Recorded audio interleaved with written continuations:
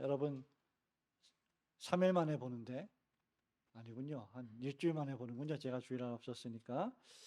예, 일주일 만에 보니까 또 오래간만에 이렇게 또 반가운 얼굴들 보니까 너무 또 새롭고 좋습니다. 기쁘고 감사합니다. 19번째 시간이에요, 벌써. 그렇게 길게 할 거라고 생각 못 했는데 히브리서 강해 설교 19번째 시간입니다. 오늘 한 번 죽는 것 그리고 단번에 이 두 가지 단어만 봐도 여러분들이 오늘 설교가 어떻게 진행될 것이라고 어느 정도 예상할 수 있을 것입니다. 히브리서 설교자는 비교의 달인이다 이렇게 말할 수 있을 겁니다. 히브리서 설교자가 비교하는 목적은 단 하나인데요. 그것은 바로 예수 그리스도의 탁월성, 우리가 믿는 예수 그리스도의 우월성을 항상 강조하기 위함입니다. 그렇기 때문에 히브리서 설교자는요, 사람과 사람을 비교하지 않습니다. 선지자와 선지자를 비교하지 않고요, 천사와 천사를 비교하지 않아요. 설교자는 그리스도와 사람을 비교하고 있습니다. 지난 시간에도 히브리서 설교자는 그리스도의 피와 구약 동물 제사의 피를 비교한 바 있습니다. 여러분 지난주 수요예배 설교 기억하십니까? 제목? 그리스도의 피. 예. 그리스도의 피. 조금 생각을 해야 생각이 납니까? 그죠? 우리가 자주 잊어버리니까. 그리스도의 대제사장직과 구약의 제사장직을 비교 대조했습니다. 오늘 우리가 읽으니 짧은 두 절의 말씀이 본문 말씀에서도 무엇과 무엇이 누가 대조되어 있습니까? 27절에 보면 사람, 28절에 보면 그리스도, 사람과 그리스도가 대조되어 있습니다. 사람의 삶과 죽음과 그리스도의 삶과 죽음이 또 대조되어 있어요. 사람의 죽음과 그리스도의 죽으심을 지금 대조하고 있습니다. 사실 여러분 이 세상에요, 수많은 사람들이 살아가고 있습니다. 수많은 사람들이 이미 살았었고 또 앞으로도 수많은 사람들이 살아갈 것입니다. 그런데 여러분 생각해 보면 이미 과거에 수없이 많은 사람들이 살았는데 그 사람들이 지금 살아있어요? 죽었어요? 다 죽었습니다. 과거에 수많은 사람들이 죽었고 지금도 죽어가고 있고 앞으로도 죽을 것입니다. 이것은 확정된 사실이고 확정된 결과입니다. 모든 사람이 죽었고 지금도 사실은 죽어가고 있으며 앞으로도 죽을 것이라고 하는 것은 성경이 선언하고 있는 사실일 뿐더러 우리가 매일매일 경험하고 있는 사실이기도 합니다. 세상의 철학자들이요, 죽음을 정의를 할 때 두 가지로 죽음을 대합니다. 어떤 부류는 죽음을 애써 외면합니다. 죽음은 나와 상관이 없는 거야. 나는 아직 죽을 사람이 아니야. 죽음은 멀리 있는 거야. 라고 생각을 합니다. 또는 어떤 사람은 죽음으로 삶이 종결된다. 죽으면 다 끝이다. 죽음으로 모든 게 끝이 난다. 라고 생각해 왔습니다. 그렇게 믿어왔습니다. 철학가들과 현인들은 사람이 죽으면요, 영혼이 소멸된다고 믿었습니다. 이것을 영혼 멸절설 또는 영혼 소멸설이라고 불러요. 또 어떤 사람들은 사람이 죽으면 영혼이 깊은 잠에 빠져서 결코 깨지 않는다. 그래서 죽는 것은 그냥 영혼이 잠자는 것이다 라고 주장하기도 합니다. 이것을 가리켜서 영혼 수면설이라고 불러요. 또는 기껏해야 동양 철학에서는 어떻게 죽음을 생각합니까? 윤회하고 환생해서 좀 더 좋은 다른 생명체 또는 좀 더 지금보다 하등한 다른 종류의 생명체로 환상해서 다시 살아날 수 있다, 살 수 있다라는 그런 참 말도 안 되는 헛된 소망을 품을 정도입니다. 그러니까 이 땅에서 살아갈 때 우리가 할 수만 있으면 나쁜 짓 하지 말고 나쁜 행동하지 말고 착한 일하고 다른 사람을 돕고 그래서 공로를 쌓고 공덕을 많이 쌓고 좋은 일을 많이 하면 지금보다 훨씬 좋은 사람으로 환생할 수 있다라고 사람들이 생각을 합니다. 여러분 그렇게 살아야 우리는 더 충동하죠. 여러분, 과학자들은 죽음을 어떻게 봅니까? 과학자들은 태어날 때부터 우리는 노화되기 위하여 태어났다. 그래서 우리의 세포가, 우리의 몸이 시간이 지나갈수록 자연스럽게 노화되기 때문에 죽음은 자연스러운 노화의 결말이다 라고 정의합니다. 그런데 놀라운 사실은 정작 왜 인간이 노화되어 가는지, 왜 인간의 피부가 점점 죽어가고 있는지, 세포가 죽어가고 있는지 그들은 설명하지 못하고 설명할 길도 없습니다. 그러니까 죽음에 대한 이런 생각들은 그저 해가 뜨면 순식간에 사라져버리는 아침 안개와 같이 허망하고 허탄한 것들입니다. 왜냐하면 성경은 사람의 운명에 대해서, 특히 사람의 죽음에 대해서 너무나 분명하고도 단순하고 확실하게 선포하고 있기 때문입니다. 오늘 우리가 읽은 본문의 말씀이 그것을 너무 잘 보여주고 있어요. 히브리서 9장 27절, 여러분이 아주 잘 알고 있는 말씀일 겁니다. 오늘 한 번 죽는 것과 단번에라는 제목으로 히브리서 강의 19번째를 시작하면서 두 가지를 말씀드리려고 합니다. 첫째, 이 우주에 있는, 지구상에 있는 모든 사람들은 범죄한 자로서 반드시 한 번 죽으며 죽음 후에는 하나님의 심판대 앞에 서야 하는 존재들이라는 엄연한 교훈입니다. 그게 한 번 죽는 것은 정해진 일이요라는 말씀의 의미입니다. 여러분, 27절 말씀 한번 읽어볼까요? 여러분, 시작. 한 번 죽는 것은 사람에게 정해진 것이요 그 후에는 심판이 있으리니. 아멘. 이 말씀은 인간이 처한 현실에 대해서 매우 단순하면서도 확고하게 말해주고 있는 말씀입니다. 그것은 모든 인간이 한 번은 반드시 죽는다. 그리고 죽음 후에는 죽음으로 끝이 아니라 심판을 받는다는 것입니다. 아까 말씀드린 것처럼 성경은 동양 철학이 말하는 것처럼 인간의 삶이 언제고 또다시 반복되고 되풀이된다라고 말하지 않습니다. 인간의 생명이 세컨드 찬스, 두 번째 기회를 맞아서 죽었다가 또 살아나서 또 새로운 인생을 살고 또 죽었다가 또 살아나서 새로운 인생을 산다고 말한 적이 단 한 번도 없습니다. 성경은 인간에게 한 번 죽는 것이 정해져 있다라고 말해요. 그래서 여러분들도 반드시 한 번 죽을 겁니다. 이것은 뭘 의미할까요? 반드시 죽는다는 것을 뜻해요. 한 번 죽는 것은 정해진 것이요, 이 말은 모든 인간은 반드시 죽게 되어 있다. 그런데 왜 도대체 인간은 죽을까요?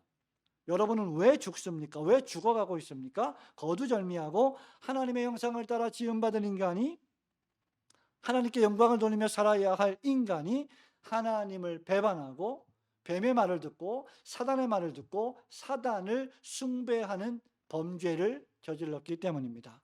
하나님께서 말씀하신 명령에 적극적으로 불순종하는 불신앙의 죄를 범했기 때문입니다. 하나님께서는 창세기 2장 17절에서요, 선악을 알게 하는 나무의 실과를 먹지 말라, 먹는 날에는 내가, 그다음 뭐라 그랬어요? 하나님이 정령 죽으리라고 하셨고, 바울은 그 명령을 어긴 결과를 로마서 6장 23절에서 이렇게 말합니다. 죄의 삭은 사망이다, 죽음이다. 하나님의 말씀에 불순종하여 불신앙하여 저지른 죄의 삭은 죽음이다라고 분명히 선언했습니다. 그러니 인간에게 한 번 죽는 것이 정해진 이유는 인류가 하나님을 배반하고 불신앙하며 하나님을 떠났기 때문입니다. 그렇기 때문에 그들은 죽었고, 영적으로 죽어가고 있고 죽을 겁니다. 여러분, 왜 우리가 피곤한지 아세요?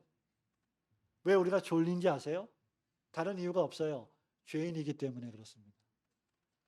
하나님 앞에 범죄하지 않았으면 피곤한 게 없어요.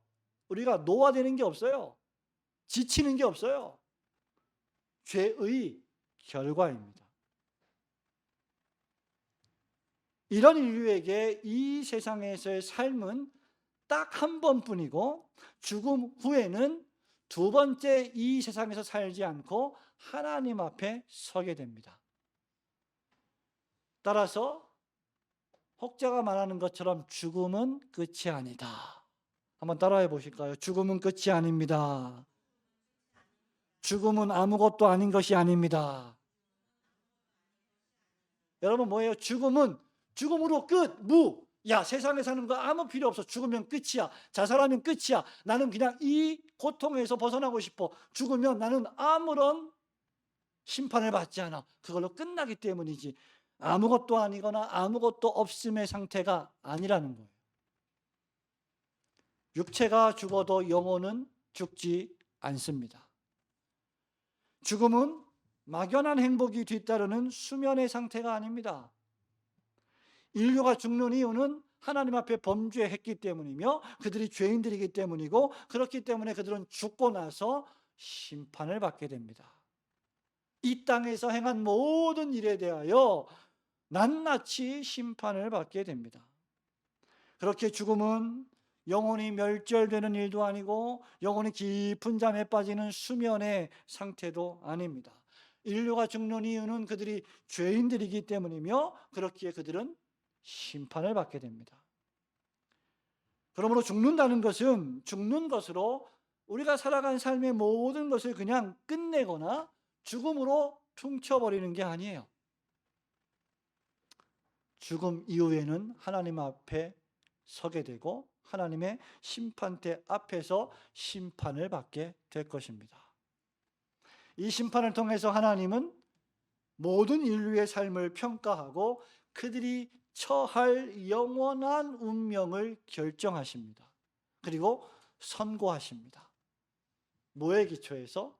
이 세상에 살아간 삶의 기초에서 말이죠. 여러분의 심판은 여러분이 살아간 모든 삶 속에서 저지른 하나하나의 죄에 대한 심판이기도 하지만 더 큰 의미에서 하나님에 대한 불신앙에 관한 심판입니다. 즉 하나님을 믿었느냐 믿지 않았느냐, 예수 그리스도를 영접했느냐 영접하지 않았느냐, 그리스도 예수를 여러분의 주님으로 모셨느냐 아니면 여러분 마음대로 그리스도 없이 살아갔느냐. 즉 하나님께서 보내신 독생자 그리스도를 거절한 죄에 대한 심판입니다.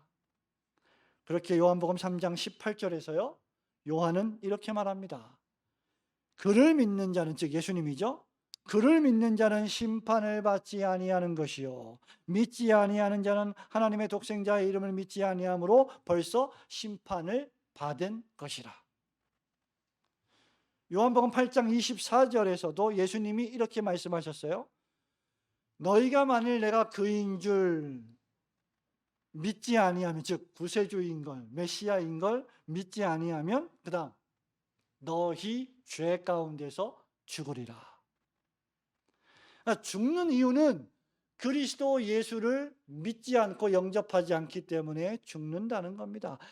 다른 말로 하면 여러분, 그리스도 예수를 영접하고 믿고 죄를 회개하고 그분을 믿는 믿음 안에서 살아가면 그는 죽지 않고 그는 불신자들이 당하는 심판의 운명에 똑같이 처해지지 않는다는 것입니다.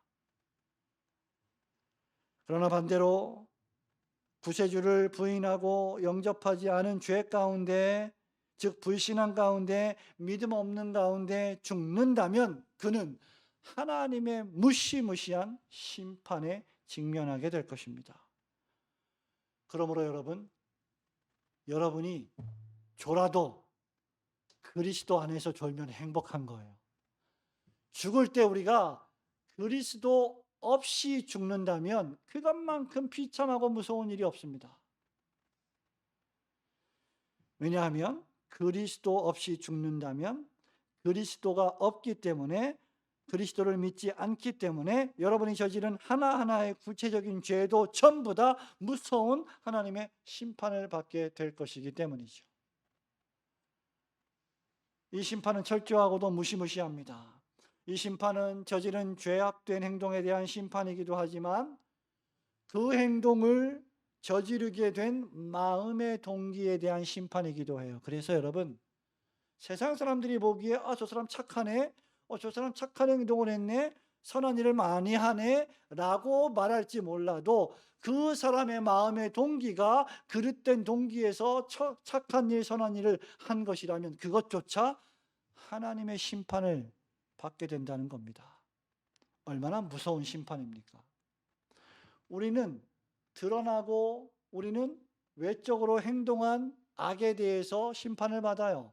그러나 하나님의 법정에서는 그 마음의 숨은 동기까지 심판의 대상이 됩니다. 구약 시대에는 남에게 폭력을 행사했으면 똑같이 폭력을 행사 당하는 것이 형벌이었어요. 눈에는 눈, 이에는 이입니다.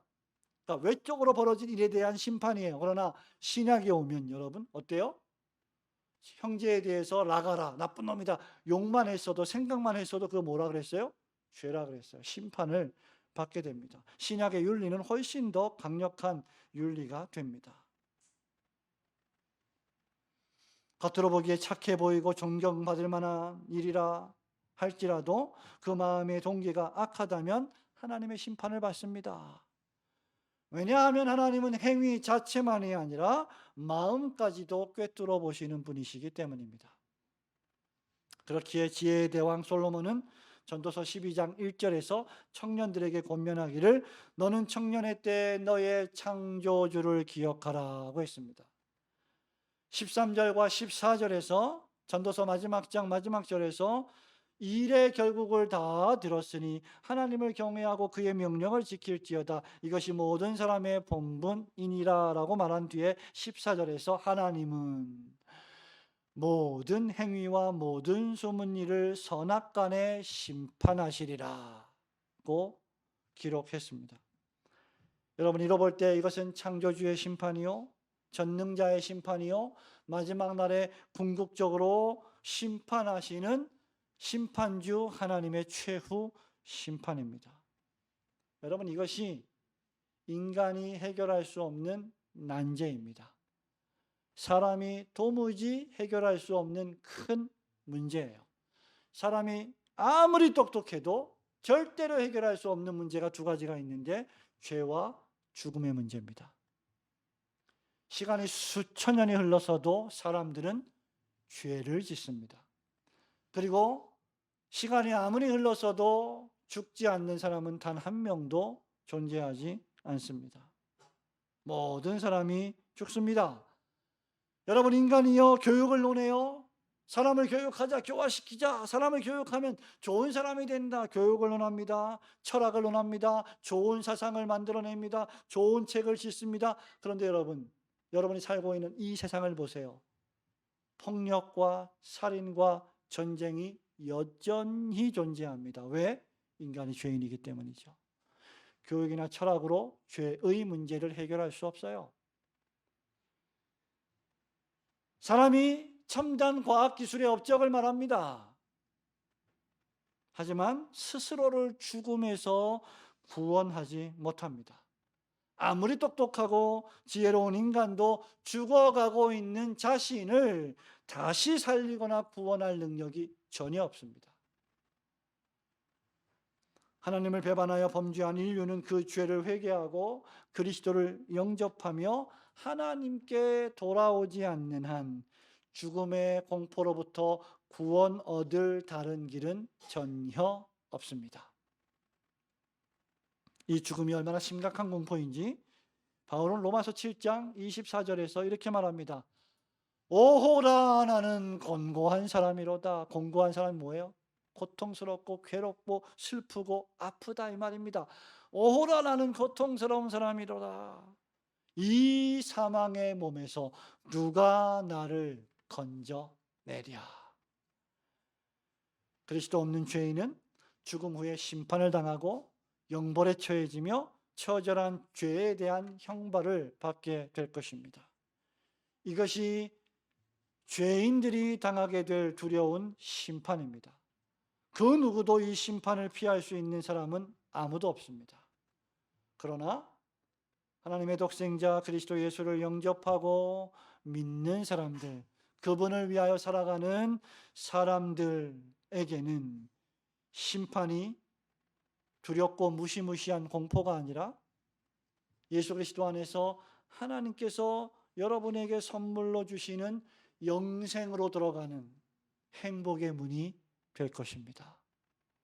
그리스도의 심판대가 그리스도를 영접하지 않은 죄인들에게는 무시무시한 고통의 문이 되겠지만, 그리스도를 영접하고 그분의 공로를 의지하는 성도들에게는 가장 행복한 영생의 문이 될 줄로 믿습니다. 여러분, 그 이유가 무엇입니까? 바로 여러분이 믿는, 의지하는 예수 그리스도께서 이 죽음을 정복하셨기 때문입니다.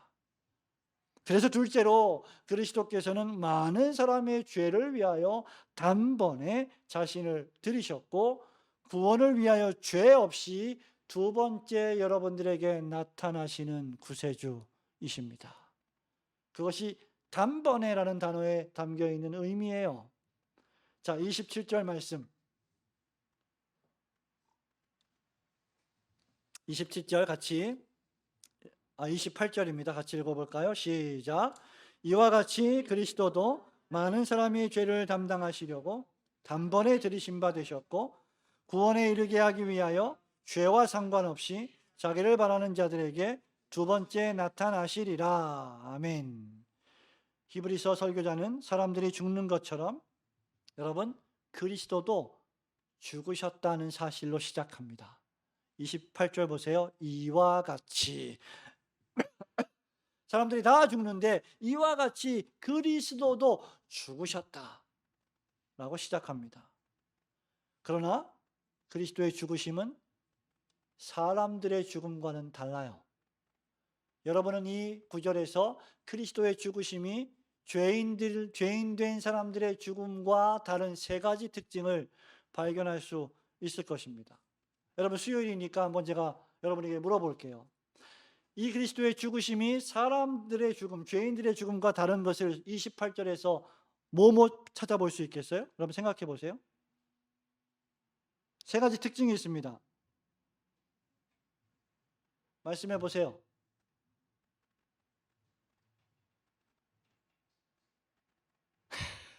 말씀 안 하시네. 누구든지 말씀해 보세요. 첫째, 그죠? 그냥 죄를요? 많은 사람의 죄를 담당하시려는 죽으심입니다. 그죠? 많은 사람의 죄를 담당하시려는 죽으심. 그리고 또 단번에, 그렇죠. 예, 아주 중요한 단어예요. 단번에 죽으심. 한 번, 오직 한 번. 그리고 세 번째, 구원에 이르게 하기 위하여 그 전에 들이신 바 되셨고, 예, 들여지신 죽으심입니다. 그 결과가 이제 구원에 이르게 하기 위하여 두 번째 나타나실 것이라는 말입니다. 여러분, 우리는 이미 지난주에 그리스도의 피라는 제목으로 그리스도께서 흘리신 보혈의 가치와 효과와 목적을 풍성하게 설명한 바 있습니다. 그것은 범죄한 죄인들의 죄를 속하기 위한 피였다라고 했어요. 그래서 범죄한 인간은 뭐 때문에 죽어요? 죄 때문에 죽습니다. 자기가 저지른 죄 때문에 죽어요. 자기가 저지른 죄 때문에 형벌을 받아요. 자기가 저지른 죄 때문에 심판을 받습니다. 그러나 그리스도께서는 자신의 죄가 아니라 많은 사람들의 죄 때문에 죽으시는 겁니다. 이 말씀은 예수께서 십자가를 지시고 돌아가신 목적을 잘 보여주고 있습니다. 또한 우리는 이 구절이 구약의 메시아 책이라고 불리는 이사야서 53장 12절 말씀, 즉 그러나 그가 많은 사람의 죄를 담당하며 범죄자를 위하여 기도하였느니라 하는 말씀의 인용이라는 것을 우리 쉽게 알 수 있습니다. 그리스도의 죽으심은 속죄적이요 대속적인 죽으심입니다. 즉 여러분을 대신하여 돌아가신 죽으심이다. 그가 죽으심으로 죄인된 우리가 죽음 가운데서 다시 살 수 있었습니다. 둘째로 그리스도의 죽으심은 희생제사적 특징을 지닙니다. 히브리서 설교자는 주님께서 자신을 들이셨다라고 표현하고 있습니다. 여기 들이셨다라고 하는 헬라어 원어는 구약의 제사장이 제물을 하나님께 올려드린다라고 하는 표현을 할 때 사용되었던 단어예요. 인간들은 죄의 결과 죽습니다. 그러나 그리스도의 죽으심은 속죄 제사적 죽으심입니다. 인간은 자신의 죄 때문에 죽습니다. 그러나 그리스도께서는 많은 이들을 위한 희생 제물로 죽으신 것입니다. 그렇게 사도 요한은 요한복음 1장 36절에서요. 예수께서 걸어 다니시는 모습을 보고 말하되 뭐라 그랬어요? 유명한 말씀. 보라, 세상 죄를 지고 가는 하나님의 어린 양이로다. 희생 제물로서의 양이다. 그렇게 외친 것이죠. 세 번째, 그리스도의 죽으심은 매우 중요한 단어, 단번에 드려지신 죽으심입니다. 여기 단번에라고 하는 말은요, 단 한 번, 유일하게, 꼭 한 번, 단 한 번, 반복되지 않는 유일한 죽음을 뜻합니다. 여러분, 구약의 희생제물들은 어떠했어요? 구약시대의 제사장들이 매일매일 수많은 제물들을 백성들이 죽여서 가지고 올 때 그걸로 제사를 드려야 했어요. 그죠? 제물은 매일매일 죽어야 했습니다. 구약 백성들은 매일매일 제물들을 잡아야 했습니다. 오늘 잡았다고 내일 안 잡아도 되는 게 아니에요. 또 새로운 죽음이 있어야 됩니다. 왜? 자신의 죄를 매일매일 속해야 되기 때문이죠. 구약의 제사장들은 매일 새로운 피를 제단에 뿌려야 했습니다. 구약의 제사와 제물은 그래서 매일매일 매주 반복적이어야 했습니다. 이것은 구약 제사의 효과가 완전히 충분하지는 않다는 것을 잘 보여주고 있는 것이죠. 그러나 그리스도의 제사는 완벽하고 충분합니다. 그리스도의 죽으심은 완전하고 충분하고 궁극적이며 단 한 번의 죽으심입니다. 여러분들을 구원하시기 위해서 한 번 죽으셨다가 살아나시고 또 죽으셨다가 또 살아나시고 하실 필요가 없으시다는 겁니다.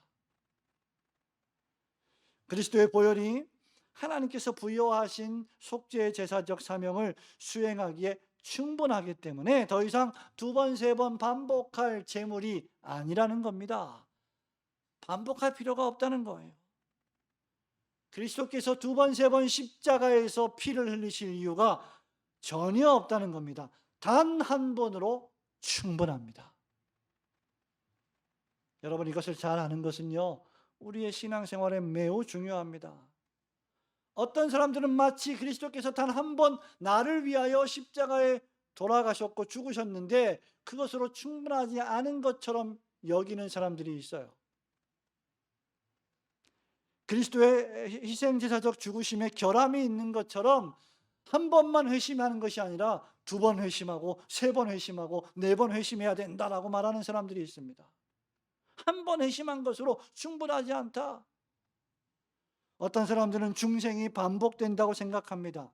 어떤 사람들은 세례받는 것을 한 번 더 받고 두 번 더 받고 세 번 받으면 더 좋다고 말하는 사람들도 있습니다.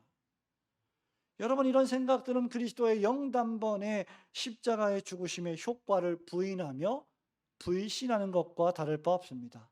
매우 무지한 생각입니다.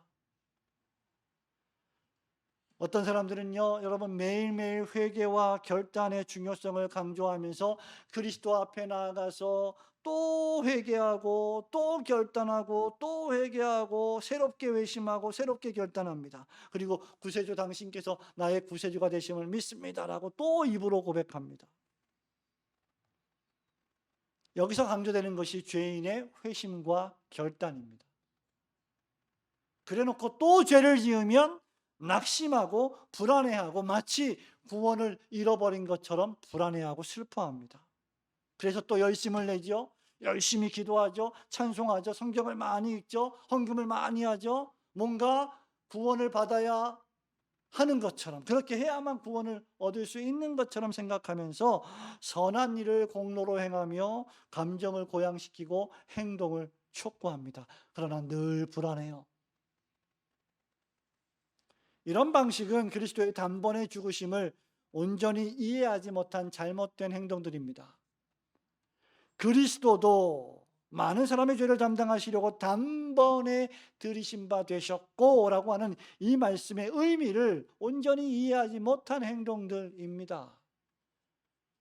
그리스도는 많은 사람의 죄를 담당하시려고 단번에 들이신 바 되셨습니다. 이 말은 십자가에서 우리를 위한 구원의 사역이 종결되었다, 완성되었다는 것을 뜻합니다.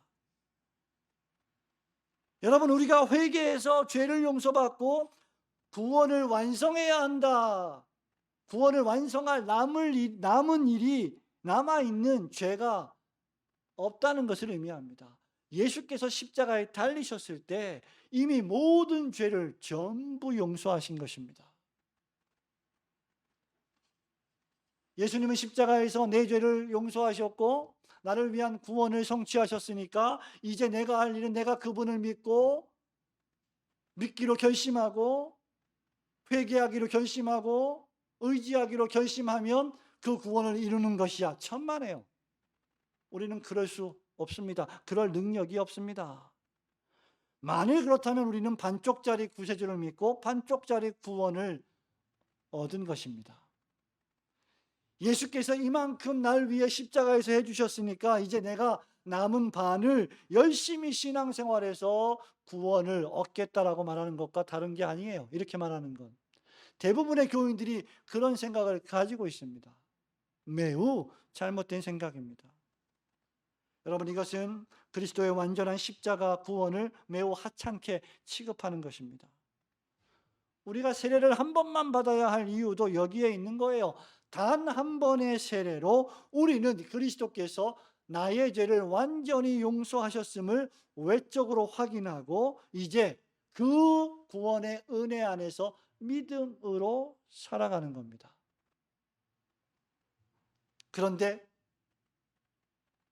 세례를 받아놓고 또 받겠다는 것은 그리스도께서 날 위해 십자가에서 돌아가셨다는 것을 믿지 않겠다, 인정하지 않겠다, 폐기 처분하겠다는 것과 똑같은 겁니다. 예수님의 십자가 구속이 완전하지 않다라는 것을 뜻하죠. 그리스도의 십자가 죽으심의 완전한 효력을 부인하는 것과 마찬가지입니다. 여러분, 우리가 이런 방식으로 구원을 얻을 수 있다면요, 우리는 결코 단번에 구원을 얻지 못할 겁니다.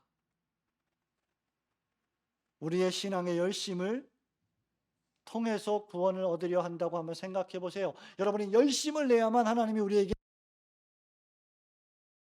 너희들 열심을 한번 내봐라. 어느 정도 열심을 내야 우리가 죄를 용서받겠어요?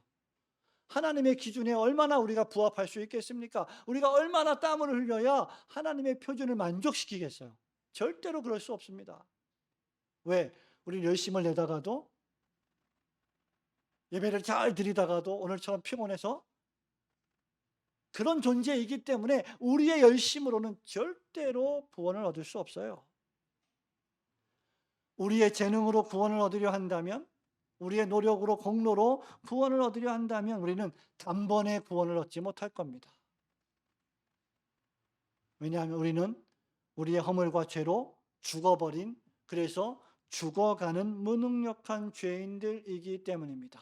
죄인들이 하는 행동은 죄악된 행동일 뿐입니다. 그래서 모세가 창세기에서 사람의 생각하는 것이 항상 악하고 행동하는 것이 항상 악하다고 창세기 6장 5절에서 말한 것 아닙니까? 여러분, 그러므로 예수 그리스도의 십자가 복음이 여러분들에게 기쁜 소식인 이유가 여기에 있는 겁니다. 예수 그리스도의 복음이 복된 소식인 이유는 우리의 믿음이나 노력이나 열심이나 공로가 아니라 예수 그리스도께서 그분의 십자가에 못 박히심으로 우리를 구원해 주셨다는 사실에 있는 겁니다. 우리의 믿음으로 구원을 얻는 것이 아니라 우리의 믿음을 수단으로 그리스도를 발견했고 그리스도를 붙잡기 때문에 그리스도의 십자가가 우리를 구원하는 것입니다. 여러분이 수백, 수천, 수만 번 결심하고 노력해도 결코 성취할 수 없는 일이 있어요. 무엇인지 아십니까? 여러분이 죄인이라는 사실을 지울 수 없어요. 아무리 선한 일을 많이 해도, 아무리 착한 일을 많이 해도 내가 죄인이라고 하는 주홍글씨를 지울 수 없습니다. 절대로. 그리고 아무리 열심히 노력을 해도 여러분이 죄악된 행동을 하고 있다는 사실을 못하게 할 능력이 없습니다. 그런데 그리스도에게는 이것이 단 한 번의 일로 해결할 수 있는 일입니다. 그것이 단번에의 의미예요. 여러분, 이것이 얼마나 감사하고 감사한 일입니까? 여러분은 여러분이 구원을 받을 수 있을지 없을지, 여러분의 죄가 용서받을 수 있을지 없을지, 우리의 노력과 열심이 하나님이 보실 때 충분할지 아닐지 불안해하며 조바심 내며 하나님의 지성소에, 교회당에 왔다 갔다 할 필요가 전혀 없습니다. 우리는 은혜의 보좌 앞에 그리스도를 믿는 믿음으로 담대히 나아가는 것입니다. 그리스도께서 여러분을 위하여 단번에 지성소에서 자신을 희생 제물로 드리셨기 때문입니다. 많은 사람의 죄를 담당하시려고 십자가에서 돌아가셨다면 여러분의 죄도 담당하신 것이 아닙니까? 그러므로 여러분은요, 구원을 받으려고, 죄를 용서받으려고 아둥바둥하며 거듭 회개하고 거듭 중생받고 거듭 회심하고 또다시 거듭 세례받을 필요가 전혀 없습니다. 우리가 할 일은 우리를 위하여 단번에 자신을 들이신 예수 그리스도께 감사하고 그분을 더욱 의지하는 일뿐입니다. 여러분을 위하여 단번에 자신을 들이심으로 여러분의 구원을 완성하신 구세주 예수 그리스도를 더욱 의지하며 믿음으로 살아가시는 성도들 되시기를 주님의 이름으로 축원합니다. 사랑하는 우리 성도 여러분, 현장에 나와서 예배를 드리는 성도 여러분, 또 우리 실시간 중계를 통해서 예배를 함께 하시는 성도 여러분, 그리스도께서 단번에 우리 모든 죄를 용서하시고 구원하셨다면 한 가지 의문이 남아요. 뭐냐면 왜 여러분은 또다시 여전히 범죄하는 것입니까? 왜 죄를 계속 짓는 것입니까? 그것은 여러분, 우리가 죄와 과거와 현재와 미래의 모든 죄와 죄책과 형벌과 죄책감에서 완전히 구원을 얻었지만 죄의 권세와 죄악의 본성에서 완전히 자유하지 않았기 때문입니다. 즉, 구원을 얻었지만 아직 우리의 육체의 본성에 죄와 연약이 남아있기 때문입니다.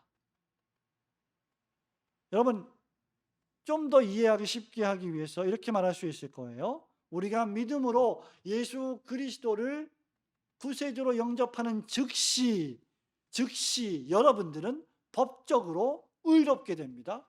법적으로 거룩하게 됩니다. 법적으로 하나님의 자녀가 됩니다. 양자의 영을 받습니다. 성령께서 오셔서 우리로 하여금 하나님을 누구라고 불러요? 하나님 아버지라고 부릅니다. 이게 예수님을 믿는 즉시 벌어지는 일입니다.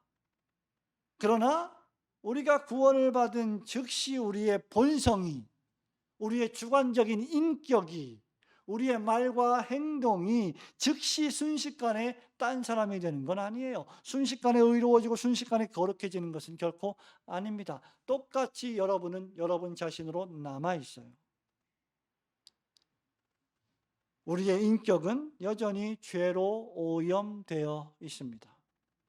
이제 이 일을 우리를 구원하여 주신 구세주께서 마침내 우리 안에 보내주신 성령님을 통해서 완전히 구원하여 주실 것을 계속해서 거룩하게 해주실 것을 믿고 의지하며 한 걸음 한 걸음 성화의 삶을 통해 이루어 가는 것입니다. 그래서 교회가 필요한 거예요. 그래서 목사가 필요한 겁니다. 그래서 장로가 필요한 겁니다. 그래서 집사가 필요한 겁니다. 목사가 하나님 말씀을 가르치면서 하나님의 백성으로 훈육하고, 장로가 여러분들을, 성도들을 치리하고 다스리고, 집사가 여러분들의 필요를 돕고 채워주는 것이죠. 그 직분자들이 해야 할 일입니다. 그리고 이 본성의 완전한 변화는 회심 때가 아니라 우리가 죽을 때, 또는 그리스도께서 다시 오실 때 벌어지는 일입니다. 그렇게 우리 주님은요, 28절 마지막에 보면 뭐라고 말씀하셨어요?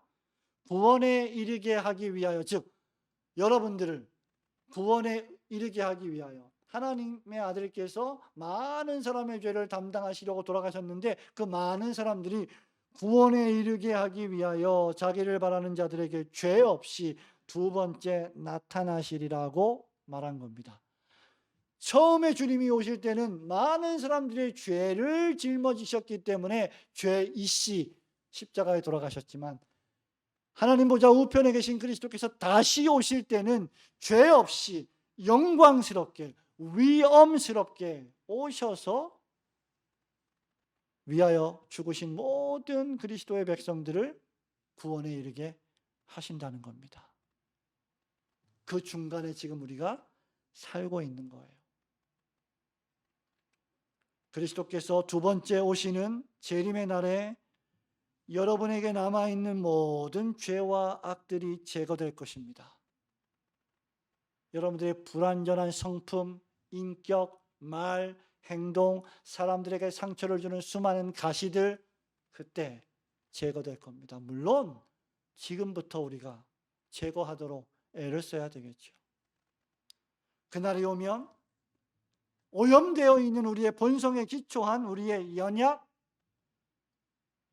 우리의 부패한 본성, 여러분이 몸에 달고 있는 질병들, 정신적인 질병들, 우울함, 질고, 오해, 슬픔, 죽음, 눈물, 모든 종류의 부조리함, 불합리함, 그 모든 것들이 그 날이 오면 완전히 제거될 것입니다.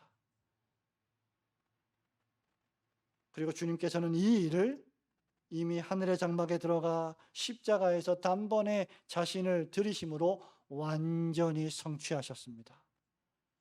그렇게 우리는 이제 믿음으로 그것을 바라보는 거예요.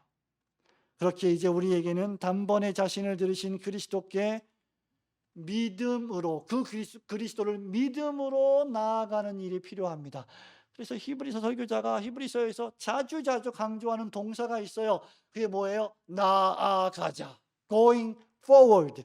계속 나아가자. 은혜의 보좌 앞에 담대히 나아가자. 참된 구원은 여러분에게 있지 않습니다. 그리스도 안에 있습니다. 참된 평안은 여러분에게 없고 그리스도 안에 있습니다. 참된 만족은 여러분에게 없고 그리스도 안에만 있습니다. 참된 행복도 여러분에게는 없습니다. 그리스도 안에만 있습니다.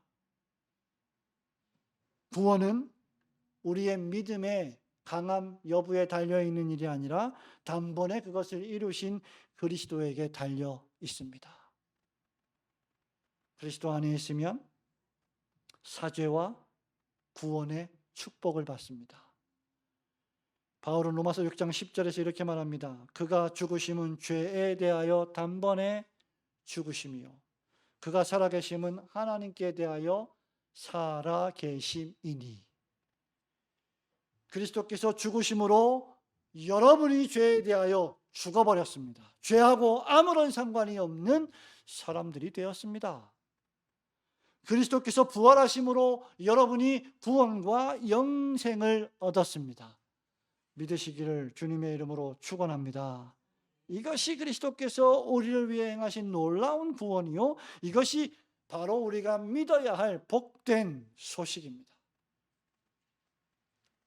여러분은 비록 여전히 남아있는 연약과 죄에 휩싸여서 어떤 날은 좌절합니다. 어떤 날은 실망합니다. 어떤 날은 컨디션이 매우 좋았다가 또 어떤 날은 매우 우울합니다. 여전히 죄와 싸우고 있습니다. 그러나 걱정하지 마십시오. 그리스도께서 단번에 여러분의 모든 죄를 사해 주셨습니다. 그리고 이제 우리를 위하여, 우리를 구원으로 인도하시기 위하여 두 번째 다시 오실 것입니다. 그러므로 여러분, 한 번 정해져 있는 죽음을 두려워하지 마십시오. 우리에게 죽음은 두려운 일이 아닙니다. 우리에게 죽음은 그리스도와 함께 거하는 최종 관문일 뿐입니다. 여러분의 삶에서 죽음이 두렵지 않다면 다른 무엇이 두렵겠습니까? 여러분, 죽음이 제일 무섭잖아요, 우리의 삶에. 별로 안 무서우신 모양이군요. 여러분, 죽음이 가장 무서운 겁니다. 죽음이 가장 슬픈 겁니다. 괴로운 겁니다. 그러나 이 죽음이 우리에게 무섭지 않다면 살면서 겪는 모든 일들은 하나도 무서울 게 없어요. 믿음으로 담대하십시오. 무엇이든지 하십시오. 우리를 완전히 구원하시기 위해 다시 오실 주님을 잘 알고 믿기 때문에 우리는 소망과 확신 가운데 주님을 기다릴 수 있을 것입니다. 그러므로 두 번째 다시 오실 그리스도를 맞이할 신자로서 주님 주시는 구원의 기쁨과 평강 가운데 안식하며 주님 맡기신 사명 감당하시고 수행하는데 게으르지 말고 더욱 열심을 품고 주님을 섬기시는 성도들 되시기를 주님의 이름으로 축원합니다. 아멘.